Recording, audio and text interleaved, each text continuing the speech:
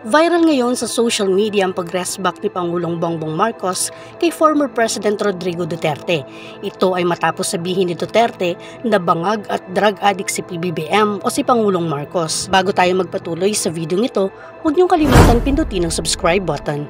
Sama niyo na rin ang notification bell para updated kayo every time na nag-upload tayo ng mga bagong videos. Matatandaan na sinabi ni PRRD na gumagamit umano si Bongbong Marcos ng ipinagbabawal na gamot at nasa list pa umano ng PDEA ang pangalan nito. Sagot naman ni PBBM, maaaring epekto umano ng fentanyl kung bakit nagkakaganoon ang dating Pangulo.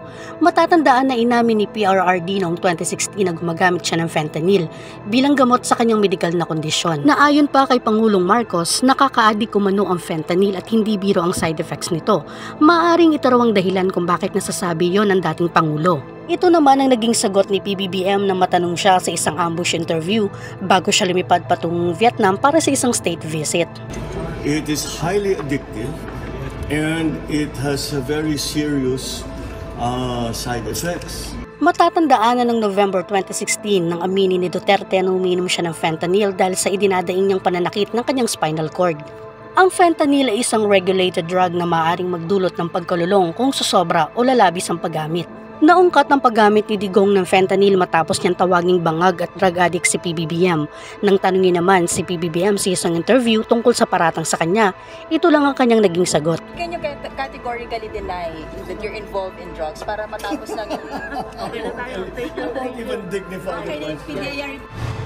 Sa gitna ng bangayan ng dating Pangulo at ng kasalukuyang Presidente, ipinagtanggol naman ni Romualdez si PBBM at sinabing wala umanong katotohanan na involved si Marcos sa droga. Anya, gumagawa lamang daw ng kwento ang dating Pangulo. Mas mabuti raw kung ilalabas nila ang ebidensya at ang pruweba tungkol sa ipinararatang nila kay Marcos. Nagsalita rin ang dating presidential spokesperson ni Duterte na si Atty. Harry Roque. Nilinaw nito na wala raw sinabi si Digong na kasama si PBBM sa watchlist. Ang sinabi lamang raw ng former president ay mayroong nagpakita ng ebidensya sa kanya.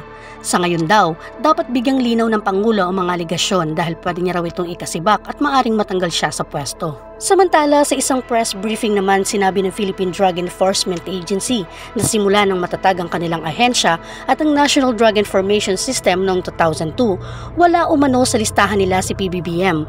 Maging noong termino pa ni Duterte ay naglabas sila ng watchlist kung saan tinawag pa noong Duterte List. Nagbigay din ng pahayag ang Philippine National Police na katuwang ng PDEA sa mga operations. Giniit na wala raw sa drug watchlist si Pangulong Bongbong Marcos. Anila, on the part of PNP, we have not seen any document or list na nandun po ang pangalan ng ating presidente.